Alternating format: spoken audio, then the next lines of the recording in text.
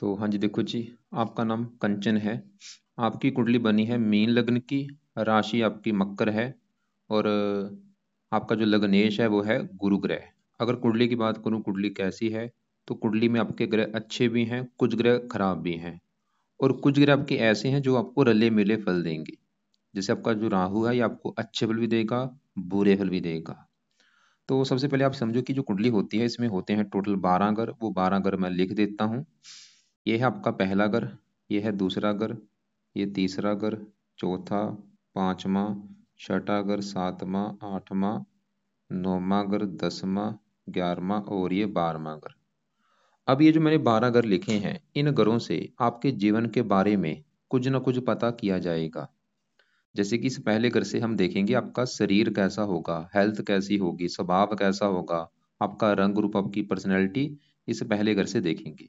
दूसरे घर से आपका धन जोड़ना देखा जाएगा। तीसरा घर छोटे भाई बहनों का है। चौथा घर आपकी माता, मकान और वाहन। पांचवा घर आपके बच्चों का है। छठा घर है शत्रु, रोग, कर्जे का। ये सातवां घर आपके पति का है। आठवें घर से आपकी उम्र देखी जाएगी। नौवें घर से आपका भाग्य है। 10वां घर काम काज का है। 11वां घर है आमदनी, लाभ, बड़े भाई बहन। और 12वें घर से आपके खर्चे देखे जाएंगे। तो आपने मेरी दो बातें नोट कर लेनी है। पहली बात, जो मैंने 12 घर लिख के रखे हैं इनको याद कर लो। और दूसरी बात, इन 12 घरों से जो कुछ देखा जाएगा वो याद कर लो। और अब आप ये देखो कि आपने क्या देखना है, कौन वो घर देखो। जैसे कि आपका सवाल है, मान लो आपके बच्चों को लेके, बच्चों के बारे में आपने जानना है। तो कुंडली में ये जो पांचवा घर है, ये बच्चों का होता है। अब बच्चों के लिए पांचवा घर देखेंगे, और पांचवें घर में नंबर है 4, जो कि है कर्क राशि। और कर्क राशि का जो मालक है वो है चंद्रमा। तो आपके बच्चों के लिए हमें चंद्रमा को देखना पड़ेगा। ऐसे ही अगर आपका सवाल है आपके धन जोड़ने को लेके, दूसरा घर धन जोड़ने का है। और दूसरे घर में नंबर है 1। एक है मेष राशि, मालक है ये मंगल। तो आपके धन जोड़ने के लिए हमें मंगल को देखना पड़ेगा। अब आपको देखो जी, मोटा मोटा बेसिक जानकारी समझ आ चुकी है। अब बात करते हैं भविष्यवाणी की। ये जो 9 ग्रह होते हैं, क्योंकि आपको मैंने अभी बोला है कि आपके कुछ ग्रह अच्छे हैं, कुछ ग्रह आपके खराब हैं। कुछ ग्रह तो ऐसे हैं जो कि बहुत बड़े लेवल पे खराब हैं, जिसमें से पहला नंबर है इस सूर्य ग्रह का। सूर्य आपका मुझे सबसे ज्यादा खराब लगा है। साथ में जो बुध बैठा है वो भी खराब लगा है। अब ये खराब, जैसे कि आपको मैंने अभी सूर्य बुध बोले आपके खराब हैं, और ये खराब ग्रह आपको ये खराब हैं, लेकिन ये खराब फल आपको ज्यादा कब देंगे, जब भी कभी इनकी दशा आपके ऊपर चलेगी, उस समय इनका बुरा फल जो है, खराब फल कई गुना बढ़ जाएगा। आज भी खराब फल दे रहे हैं, आज खराब फल बस इतना दे रहे हैं, और बुरा फल, इनका खराब फल कई गुना बढ़ जाएगा दशा आने पर। तो हमने क्या देखा कि ये जो ग्रह है ये ज्यादा एक्टिवेट होते हैं दशा आने पर। तो दशा जो होती है दो प्रकार की होती है। एक होती है महादशा, एक अंतरदशा। महादशा बड़ी होती है, जो कि चली हुई है आपके ऊपर राहु की, 18 से चली है, 36 में खत्म होगी आपकी। तो इसका मतलब ये है कि आपके जीवन के ऊपर आज के समय में सबसे बड़ा असर है राहु ग्रह का। और राहु का जो आपके ऊपर असर है वो है 80%। आप ये समझ लो, आपकी 100 में से 80% लाइफ में जो कुछ आपके साथ हो रहा है, राहु की वजह से हो रहा है। जो भी आप सोच रही हैं, काम कर रही हैं, सुबह से लेकर रात तक आपकी लाइफ में जो भी कुछ हो रहा है, ये राहु कारण है आपका। और कुछ कारण आपके ऊपर 20% असर शनि का भी असर है, जिसकी चली है अंतरदशा। ये 11वां महीना 23 को चली है, और 9वां महीना 26 में जाके खत्म होगी। और तीसरे नंबर पे आपके ऊपर जो असर है वो है शनि की साढ़े का। और ये साढ़े चली है ढाई ढाई, पिछले 6.5 साल हो चुके हैं, और 1 साल की अभी भी पड़ी है। तो मैं एक बार फिर बोलूंगा, असर आपके ऊपर सभी ग्रहों का है, लेकिन सबसे ज्यादा जो असर है वो है इस राहु ग्रह का, सबसे ज्यादा। कुछ असर आपके ऊपर दूसरे नंबर पे शनि का है, और तीसरा असर शनि की साढ़े का। तो क्योंकि आपका सबसे बड़ा असर राहु का है, तो अगर आपकी कुंडली में राहु अच्छा निकला, फिर तो आपकी लाइफ में करेगा राहु अच्छा ही अच्छा। अगर बुरा निकला, तो लाइफ में बुरा ही बुरा करेगा। तो अब देखते हैं कि राहु अच्छा है या बुरा है। तो राहु आपका बैठा है यहाँ पे कुंडली के चौथे घर में। पहले समझो ये चौथा घर है किसका। तो ये जो चौथा घर है, इस घर से देखा जाएगा आपकी माता का सुख, माता कैसी होगी, आपका मकान कैसा होगा, वाहन कैसा होगा, भूमि जमीन जायदाद, नौकर चाकर, घरेलू सुख, घर का माहौल, ये सभी चीजें चौथे घर से देखी जाएंगी। और आपको मैंने एक अभी फार्मूला समझाया था, घर का मालक देखना है। तो चौथे घर में क्या लिखा है, नंबर 3। 3 है मिथुन राशि, मालक इसका बना बुध। तो चौथे घर के मालक बुध को भी देखना पड़ेगा आपकी माता मकान वाहन के लिए। और बुध के अलावा चौथे घर में राहु बैठा है, भाई राहु को भी देखना पड़ेगा। तो दो ग्रह देख के डिसाइड होगा आपकी माता, मकान, वाहन के बारे में। तो सबसे पहले चौथे घर में जो राहु है वो बैठा है चौथे घर में। यहाँ पे जो 3 लिखा है ये है मिथुन राशि, जो कि राहु की है उच्च राशि। आप एक मेरी बात समझ लो, ये जो 9 ग्रह हैं अच्छे क्यों होते हैं? अच्छे इसलिए होते हैं अगर ये अपने खुद के घर में बैठे हैं या अपने दोस्त के घर में बैठे हैं फिर भी अच्छे फल देते हैं।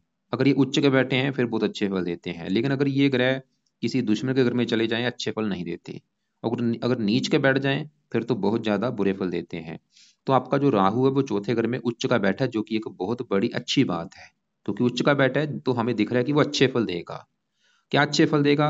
ये चौथे घर में बैठा है। चौथा घर मैंने आपको बोला आपकी माता, मकान, वाहन का है। तो राहु तो ये दिखा रहा है कि आपको भाई माता का सुख अच्छा मिलेगा, मकान का सुख अच्छा मिलेगा, आपके पास अच्छा मकान होगा, अच्छा वाहन होगा, भूमि जमीन जायदाद सभी सुख मिलेंगे। खासकर स्टार्टिंग में आपको दिक्कतें जरूर आएंगी शुरुआती जीवन में, लेकिन काफी स्ट्रगल करने के बाद इन चीजों का आपको सुख मिल जाएगा। मतलब शुरुआत में दिक्कतें आएंगी। और इसके अलावा राहु की 3 दृष्टियां, 5वीं दृष्टि पड़ेगी 8वें घर के ऊपर, 9वीं पड़ेगी 12वें घर के ऊपर। खर्चे आपके बढ़ाएगा अभी राहु की दशा में।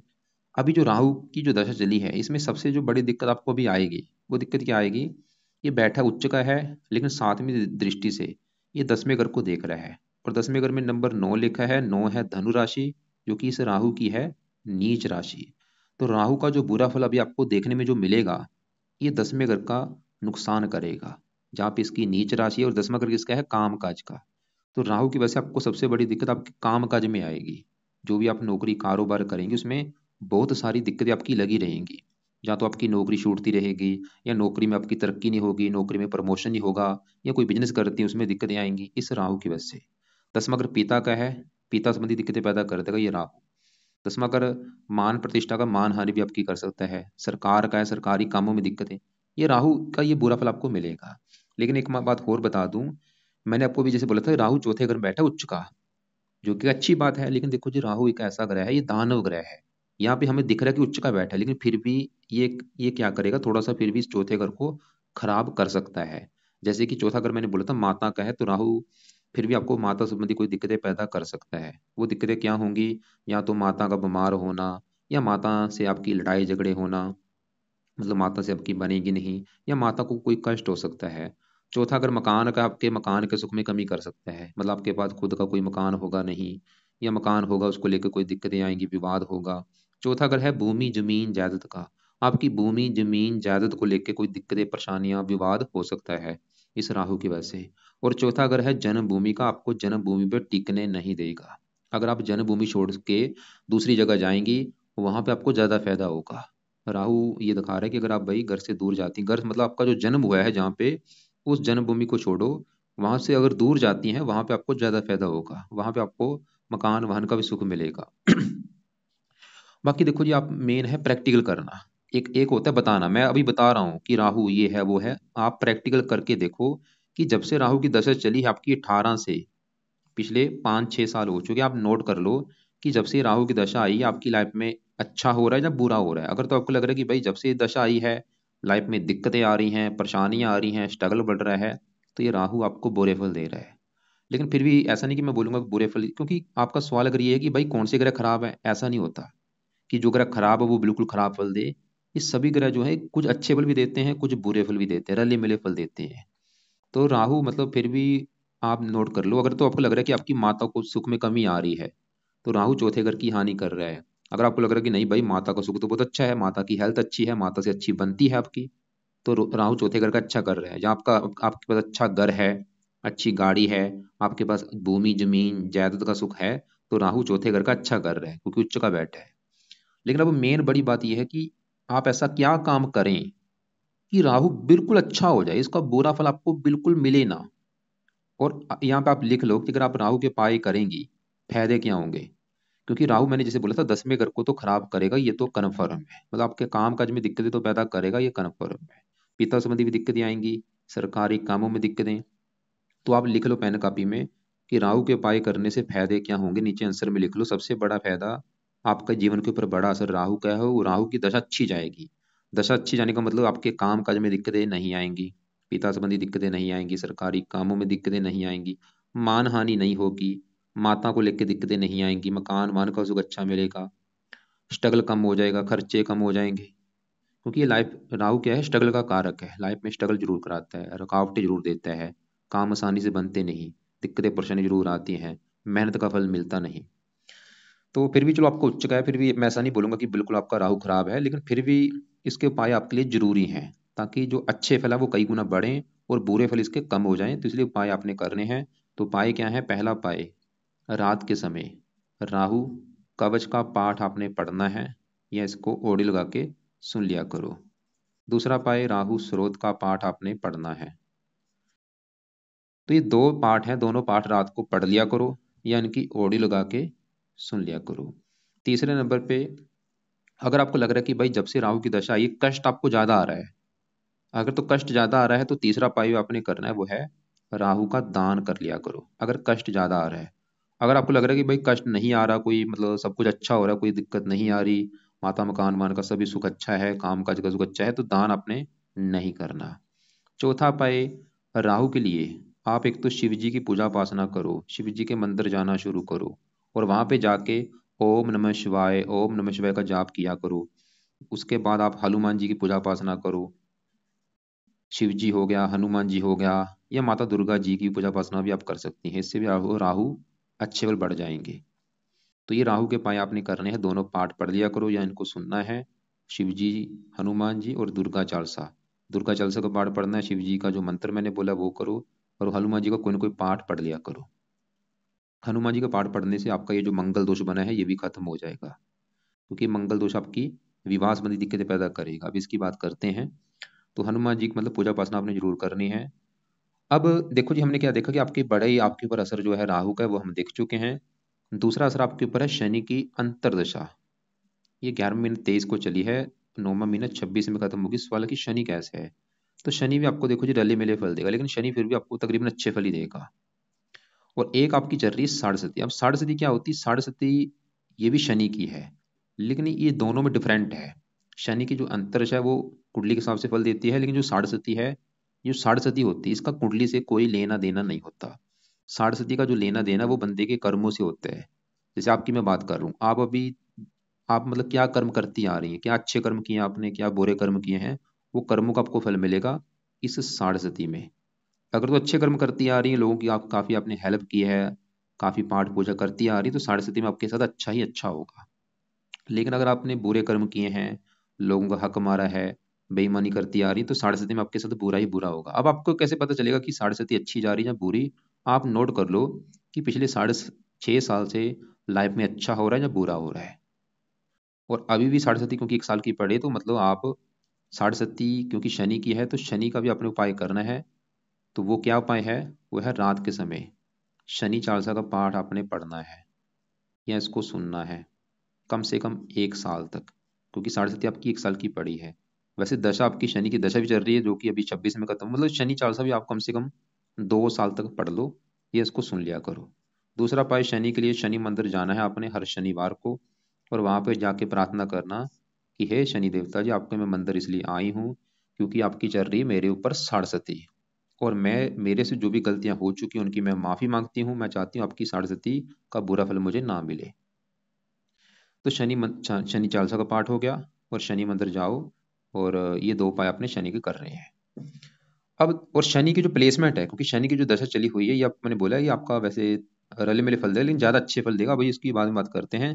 लेकिन पहले आपके मैं यहाँ पे इसकी सूर्य बुध मंगल इनकी बात करता हूँ कि ये ग्रह आपको क्या अच्छा बुरा फल देंगे।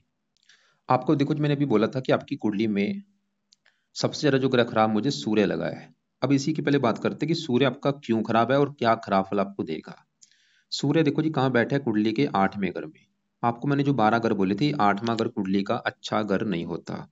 8वें घर से आयु देखी जाती है, मृत्यु, मृत्युतल कष्ट, लंबी बीमारी, दुर्घटना, गुप्त रोग, गुप्त विद्या, गरीबी, रुकावटें, ऐसी काफी खराब चीजें हम देखते हैं। और सूर्य खराब होने का पहला कारण वो कुंडली के 8वें घर में आके बैठा है। पहला कारण तो ये खराब घर में बैठा है। दूसरा कारण, 8वें घर में जो 7 लिखा है तुला राशि, जो कि सूर्य की है नीच राशि, और ये नीच का होके बैठा है, और ये सबसे बड़ा कारण है खराब होने का। सूर्य क्यों खराब है? क्योंकि वो नीच का बैठा है। अब क्या बुरे फल देगा? सूर्य का जो अपना ग्रह है वो है ये छठा घर, क्योंकि छठे घर में जो 5 लिखा है ये है सिंह राशि, मालक है सूर्य है। तो सूर्य छठे घर को लेकर दिक्कतें पैदा कर देगा। छठे घर से क्या देखा जाता है? रोग देखा जाता है, शत्रु देखे जाते हैं, कर्जा देखा जाता है, कोर्ट कचहरी, चोरी, ठगी, विश्वासघात, विघ्न, बाधाएं, ये चीजें छठे घर से देखते हैं। और छठे घर का मालक सूर्य क्योंकि नीच का है, तो छठा घर रोग। सूर्य एक तो आपको बनाएगा रोगी, सूर्य का सबसे बुरा फल आपको रोग देगा, हेल्थ को लेकर दिक्कतें पैदा करेगा। छठा घर शत्रु, शत्रु बढ़ाएगा। छठा घर कर्जा, कर्जदार बना देगा। छठा घर है ननिहाल का, ननिहाल को लेकर दिक्कतें पैदा कर देगा। और सूर्य जिन चीजों का कारक होता है, सूर्य होता है पिता का कारक, ये आपको पिता संबंधी दिक्कतें पैदा करेगा बड़े लेवल पे। या तो आपका पिता बीमार कर देगा, या पिता की उम्र कम कर देगा, या पिता को कोई कष्ट होगा जब पिता से बनेगी नहीं। सूर्य सरकार का कारक, सरकारी कामों में दिक्कतें या आंखों में भी कष्ट दे सकता है। इसकी जो दशा जब आपकी आएगी, वो समय आपका बुरा समय होगा। इसकी दशा आपको मैं दिखा देता हूँ। तो इसकी दशा देखो जी, आपकी बड़ी दशा तो वैसे निकल चुकी है, 2002 में चली थी एक में वो। या छोटी दशा जब आएगी, छोटी दशा इसकी आगे जाके है 33 में चलेगी, 34 में, 1 साल की। तो जैसे मैंने बोला, सूर्य देखो जी छठे घर का मालक है। छठा घर रोग, मतलब सूर्य अगर आपने देखना है कि कौन सा रोग होगा, सूर्य से जुड़ा रोग। सूर्य के जुड़े रोग आपको मैं दिखा भी देता हूँ, क्योंकि आपको देखो जी मन में ये ना हो कि भाई मैं अपनी तरफ से बातें बना रहा हूँ। ये जो भी चीजें हैं शास्त्रों में लिखी हुई हैं। यहाँ पे देखो, सूर्य 8वें घर में तुला राशि में बैठा है, और लगन कौन सा आपका? मीन। तो ये है आपका मीन लगन। और सूर्य आपका आ रहा है 7वें घर में, ये 7वें घर में, 7वें भाव में सूर्य जाते, रोगी रहने वाला, उसकी पत्नी। और यहाँ पे नहीं, 8वें घर में आपका सूर्य, हाँ 8वें भाव में सूर्य होने से ये पढ़ लेना बाद में। जवर, शरीर में जलन, पित्त, हृदय संबंधी रोग, नेत्र रोग, चर्म रोग, अग्नि, अस्त, पीड़ा, सर्व, इनसे कोई ना कोई रोग जुड़ा आपको हो सकता है। सभी रोग नहीं मैं बोल रहा, कोई ना कोई जुड़ा रोग हो सकता है। धन को मनुष्य, क्योंकि इसकी 7वीं दृष्टि पड़ेगी दूसरे घर को, यहाँ पे उच्च राशि, मतलब धन के लिए अच्छा है। अब सवाल है कि सूर्य, मतलब आप ऐसा क्या काम करें कि सूर्य के बुरे फल आपको मिले ना। आज भी बुरे फल दे रहा, आज बुरे फल इतने हैं, लेकिन दशा आने पर इसके बुरे फल बढ़ेंगे। तो सूर्य के लिए देखो जी, आप इसके अगर उपाय करेंगी तो बुरे फल नहीं मिलेंगे। तो क्या उपाय हैं? एक तो पहला उपाय है कि सूर्य को सुबह के टाइम जल आपने देना है, लाइफ टाइम। ये तो रोजाना सूर्य को जल दिया करो लाइफ टाइम के लिए। दूसरा उपाय, सूर्य का दान करो, और ये दान इसकी पावर कम करेगा। दान आप हर संडे को कर दिया करो। और क्या दान है सूर्य का, वो आपको मैं वीडियो लग से भेज दूंगा। और तीसरा उपाय, इसका एक पाठ है सूर्य कवच का पाठ, वो आप पढ़ा करो सुबह के टाइम। ये इस पाठ को ऑडियो लगा के सुन लिया करो, या पढ़ लिया करो। और लाल कपड़े पहनने बंद कर दो या कम यूज करो। खासकर संडे को लाल कपड़े मत पहनो, संडे और मंगलवार को लाल कपड़े मत पहनो। तो सूर्य को जल रोजाना दान हर संडे को, और सूर्य कवच का पाठ रोजाना पढ़ना है सुबह के टाइम, या इसको सुनना है। अब देखो जी, इसी घर में बुध बैठा है। और आप जैसे कि आपका अगर सवाल है आपके विवाह को लेकर, विवाह के बारे में जानते हैं। और आपकी देखो जी कुंडली में जो नेगेटिव पॉइंट है वो है आपको मैरिज लाइफ में दिक्कतें आएंगी। ये सबसे नेगेटिव पॉइंट है। वो क्यों है अभी आपको मैं विस्तार में समझाता हूँ। तो 12 गुरु में 7वां ग्रह है आपके पति का घर। पति कैसा होगा अगर हमने ये जानना है, तो क्योंकि 7वां ग्रह है पति का, साथ में ये 7वें घर से देखा जाएगा आपके पति का सुख। और आपको मैंने फार्मूला समझा रखा है, घर का मालक देखना है। तो 7वें घर में क्या लिखा है? 6 नंबर, 6 है कन्या राशि। कन्या राशि का जो मालक है वो है बुध। तो आपके पति के लिए हमें बुध को देखना पड़ेगा। अगर बुध अच्छा है तो पति का सुख अच्छा मिलेगा, अगर बुध खराब निकला तो पति संबंधी आएंगी दिक्कतें। तो आपके 7वें घर के मालक बुध को भी देखना पड़ेगा पति के लिए। और बुध के अलावा 7वें घर में मंगल बैठा है, मंगल को भी देखना पड़ेगा। और इसके अलावा पति का कारक गुरु होता है, गुरु को भी देखना पड़ेगा। शुक्र वैसे विवाह का कारक, मतलब समझ लो 4 ग्रह देखने पड़ेंगे आपके पति का सुख देखने के लिए। तो सबसे पहले 7वें घर में जो 6 लिखा है मालक बुध की बात करूं, और बुध आपका है खराब। क्यों खराब है? एक तो बुध आपका बैठा है 8वें घर में, जो कि मैंने अभी बोला कि ये घर अच्छा नहीं है। इस घर में जो भी ग्रह बैठ गया वो अच्छे फल नहीं देगा, कुछ कंडीशनें होती हैं। तो बुध एक तो 8वें घर में, ऊपर से अस्त बैठा है, मृत हो चुका है, और ऊपर से नीच के सूर्य के साथ बैठा है। ये भी गड़बड़ है कि नीच के सूर्य के साथ इसकी युति बनी है। और एक और कारण इसके ऊपर पड़ रही है राहु की दृष्टि, पापी ग्रह की दृष्टि भी इसके ऊपर पड़ रही है। तो बुध क्या बुरे फल देगा भाई? बुध है किस घर का मालक? पति घर का। तो बुध की वजह से विवाह भंग योग बना है। बुध ये दिखा रहा है कि आपको भाई विवाह संबंधी आएंगी दिक्कतें। वो विवाह संबंधी दिक्कतें क्या होंगी? आपका जहाँ तो पति से आपका तलाक हो सकता है, ये आपकी पति से बनेगी नहीं, या पति से आपके लड़ाई झगड़े होते रहेंगे, या पति आपका बीमार होगा, लंबी बीमारी से पीड़ित होगा, मतलब आपको पति का सुख नहीं मिलेगा, पति से दिक्कतें आएंगी कोई ना कोई। या तो विवाह में देरी होना, विवाह हो भी गया, पति पत्नी पत्नी लड़ाई झगड़े होते रहेंगे। और खासकर ये दिक्कतें जो आपकी होंगी, क्योंकि बुध है कुमार ग्रह। जैसे आपको मान लो आज विवाह हो गया, तो आपका जो दिक्कतें मैरिज लाइफ में जो आएंगी वो पहले 1-2 साल में आ जाएंगी आपके। विवाह का जो पहला एक दो या एक या दूसरा या तीसरा साल होगा, उसमें दिक्कतें आएंगी स्टार्टिंग में ही। और वो दिक्कतें इतनी भी बढ़ सकती हैं, मतलब तलाक होने तक भी नौबत आपकी आ सकती है। तो बुध ये दिखा रहा है, क्योंकि बुध है कुमार ग्रह, ये रिजल्ट जल्दी देता है, मतलब पहले 1-2 साल में ही आपकी मैरिज लाइफ में दिक्कतें आ जाएंगी बहुत ज्यादा।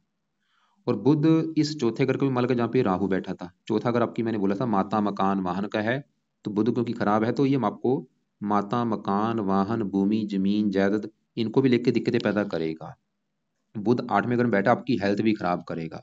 अब बुध का भी बुरा फल आपको मिलेगा जब बुध की चलेगी दशा, और ये दशा आपकी आगे चलेगी 9वां महीना 26 में, और चौथा महीना 29 में खत्म होगी।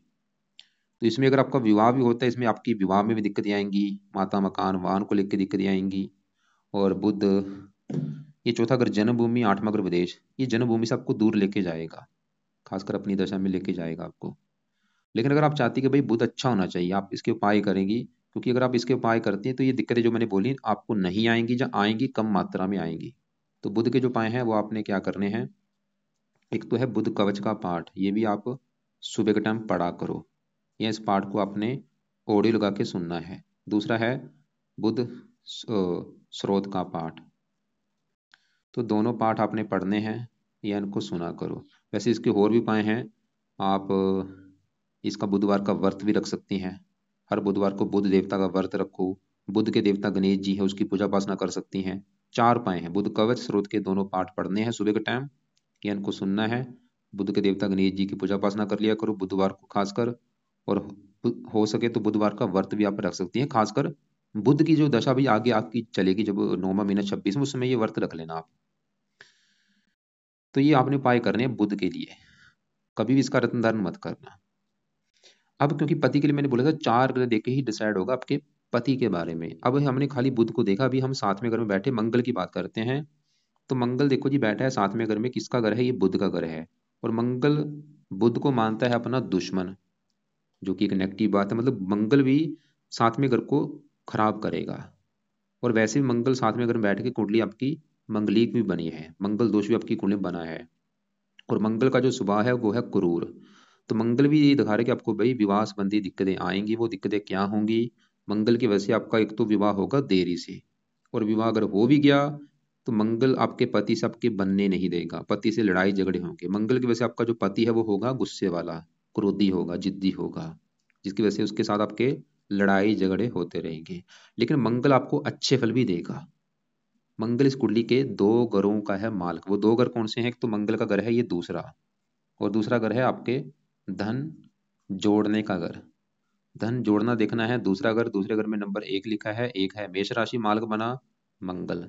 तो धन चला गया पति के घर में। मंगल ये दिखा रहा है कि पति के आने के बाद आपकी लाइफ में धन आना भी शुरू हो जाएगा, या पति आपको धन कमा के देगा। और मंगल इस 9वें घर का भी मालिक है, जहां से देखा जाएगा आपका भाग्य है। भाग्य देखना है 9वें घर से, 9वें घर में 8 लिखा है, 8 है वृश्चिक राशि। तो मालक कौन बना, मंगल, मतलब भाग्य देखना है मंगल से देखा जाएगा। मंगल बैठा पति घर में, भाग्य पति घर में। पति के आने के बाद थोड़ा सा भाग्य भी साथ देना शुरू हो जाएगा, लेकिन पति से आपके लड़ाई झगड़े भी होंगे मंगल की वजह से। तो मंगल हमने क्या देखा कि पति आएगा तो आपका भाग्य साथ देगा, पति आएगा धन आना शुरू हो जाएगा, लेकिन पति से आपके लड़ाई झगड़े भी होंगे। और यहाँ तक कि ये भी ये दिखा रहा है कि तलाक होने तक नौबत आ सकती है, अगर आपकी पति की कुंडली में मंगल दोष ना हुआ, या उसका 7वें घर का मार्ग अच्छा निकला ना हुआ, क्योंकि दोनों कुंडली देख के डिसाइड होता है सही फलादेश। अब देखो जी 7वें घर का मालिक बुध वो खराब है, 7वें घर में मंगल बैठा, मंगल दोष बना है। और अब शुक्र को भी देखा जाएगा, जो कि मैंने बोला विवाह का कारक, वो वैसे अच्छा है 9वें घर में बैठा है, वो चलो ठीक है। और गुरु जो है पति का कारक, और गुरु 7वें घर को देख रहा है, ये आपके लिए एक अच्छी बात है। मतलब गुरु आपका तीसरे घर से अपनी 5वीं दृष्टि से मंगल को दृष्टि दे रहा है। इसकी वजह से गुरु ने क्या किया, मंगल का जो बुरा फल अभी मैंने बोला था कि मंगल दोष बना है, वो मंगल दोष बिल्कुल कम हो चुका है। ये आपके लिए अच्छी बात है। मतलब मंगल का अभी जो मैंने बुरा फल बताया कि आपके पति से लड़ाई झगड़े कराएगा, पति आपका गुस्से वाला होगा, विवाह में देरी होगी, वो बुरे फल मिलेंगे भी, मिलेंगे, लेकिन बिल्कुल थोड़े से मिलेंगे, कम मात्रा में, इस गुरु की वजह से, क्योंकि गुरु मंगल को दृष्टि दे रहा है। बाकी यहाँ पे देखो जी, अगर मतलब अब निचोड़ निकाला जाए कि भाई विवाह का सुख है या नहीं, तो दिक्कतें तो आपको आएंगी। उसका कारण है ये बड़ा बुध, क्योंकि ज्यादा पीड़ित है, 8वें घर में अस्त है, राहु से पीड़ित है, ये बड़ा कारण है बुध। मंगल भी है लेकिन बड़ा कारण है बुध। बाकी देखो जी, यहाँ पे जिससे आपका विवाह होगा, अगर उसका 7वें घर का मालक अच्छा निकला तो दिक्कतें ज्यादा नहीं आएंगी।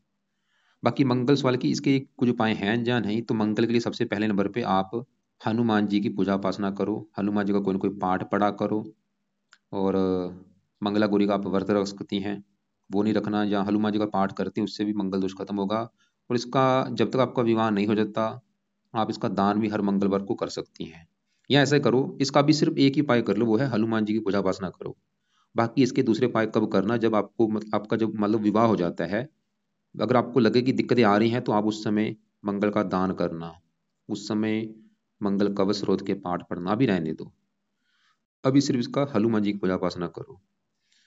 बाकी आपका चंद्रमा की बात करूँ, इस 5वें घर का मालक है, जो कि है संतान का घर। संतान के लिए 5वां घर, 5वें घर में नंबर 4 लिखा है, मालक चंद्रमा, जो कि 11वें घर से अपने घर को देख रहा है, और 11वें घर में बैठा है लाभ के घर में, मतलब संतान लाभ, संतान इच्छा पूर्ति। चंद्रमा ये दिखा रहे हैं कि संतान होने के बाद आपकी इच्छाएं पूरी भी होंगी, संतान होने के बाद आपके कामों में लाभ मिलना भी शुरू होगा, चंद्रमा ये दिखा रहा है, और आपकी इनकम भी बढ़नी शुरू हो जाएगी संतान होने के बाद। और चंद्रमा एक लेडीज ग्रह है, आपके लड़कियां ज्यादा पैदा हो सकती हैं, और शनि भी इस घर को देख रहा है, लड़कियां ज्यादा हो सकती हैं। अब तीसरे घर में शनि गुरु की बात करूं, तो गुरु की बात करूं, गुरु आपका है अच्छा, गुरु इस पहले घर का मालक है, जहाँ पे 12 लिखा है मीन राशि मालक गुरु, और गुरु इस 10वें घर का भी मालक है, जहाँ पे 9 लिखा है धनु राशि। गुरु इस कुंडली में लग्नेश है, योग कारक है। और तीसरा घर है पराक्रम मेहनत साहस, गुरु मतलब शरीर मेहनत, गुरु आपको मेहनती बनाएगा, साहसी बनाएगा, पराक्रमी बनाएगा। पति घर को देख रहा है, पति के लिए अच्छा दिखा रहा है। नौवीं 7वीं टिप्पणी पड़ेगी 9वें घर के ऊपर, भाग्यशाली बनाएगा। 9वीं पड़ेगी 11वें घर के ऊपर, यहाँ पे वैसे नीच राशि। गुरु की जो दशा आपकी चलेगी 36 के बाद चलेगी, वो समय आपका काफी अच्छा होगा जब गुरु की दशा चलेगी, क्योंकि दशा में ग्रह ज्यादा एक्टिवेट होते हैं। और साथ में तीसरे घर में जो शनि बैठा है, शनि बैठा है तीसरे घर में शुक्र की राशि है, जो कि है शुक्र इसका मित्र। और तीसरा घर है मेहनत का, और शुक्र है इस घर का शनि है इस घर का मालक 11वें घर का। आमदनी, आमदनी जाके बैठी है तीसरे घर में, मेहनत के घर में। लाभ मेहनत के घर में, इच्छा पूर्ति मेहनत के घर में। शनि दिखा रहा है कि आप खुद की मेहनत के बल पर भी अपनी इच्छाएं पूरी करेंगी, खुद की मेहनत के बल पर भी धन कमाएंगी, खुद की मेहनत के बल पर धन लाभ आपको होगा, शनि दिखा रहा है। लेकिन ये विदेश का भी योग बना रहा है आपके। बाकी यहाँ पे 10वें घर में केतु बैठा है, वो उच्च का बैठा है, वो चलो काम काज के लिए अच्छा है। तो एक बार मैं फिर रिपीट करता हूँ कि आपके लिए जो आपके जरूरी जो उपाय हैं वो हैं, एक तो है राहु के उपाय, जिसकी है आपके ऊपर बड़ी महादशा। वैसे तो उच्च का बैठे, लेकिन फिर भी आप क्योंकि उसको फेस कर लेना कि जब से दशा चली आपकी लाइफ में क्या अच्छा हो रहा है क्या बुरा हो रहा है। अगर तो आपको लग रहा है कि ज्यादा ही दिक्कतें आ रही जब से ये दशा चली है, तो इसका मतलब राहु बुरे फल ज्यादा दे रहा है। अगर आपको लग रहा है कि नहीं भाई अच्छा हो रहा है, तो उसका मतलब राहु अच्छे फल दे रहा है, फिर भी राहु के उपाय करो, ताकि वो अच्छे फल बढ़े, बुरे फल कम हो। और दूसरे नंबर पे आपको मैंने पाए शनि के बोले, क्योंकि उसकी 6.5 भी चल रही है, और एक दशा भी चल रही है। तो शनि चाल से रात को पढ़ना है या उसको सुनना है।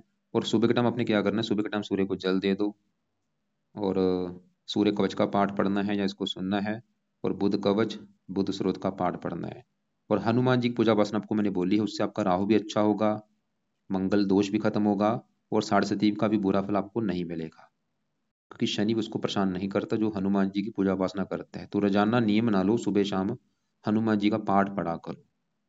और बाकी जो दान बोला है, दान आपने करना है एक तो सूर्य का हर संडे को। और अगर आपको कष्ट ज्यादा आ रहा है राहु की वजह से, तो राहु का भी दान आप कर सकती हैं। इसके अलावा और दान किसी का मत करो। कोई चंद्रमा का दान नहीं करना, केतु का दान नहीं करना, शुक्र का दान नहीं करना, गुरु का दान नहीं करना। सवाल कि शनि का दान करना है या नहीं, तो शनि का भी दान आप कर सकती हैं शनिवार को। जब तक आपकी ये 6.5 है, 1 साल तक शनि का दान कर लो। और आपके जो सवाल आपने लिख के भेजे हैं, एक और मैं रिपीट देख लेता हूँ।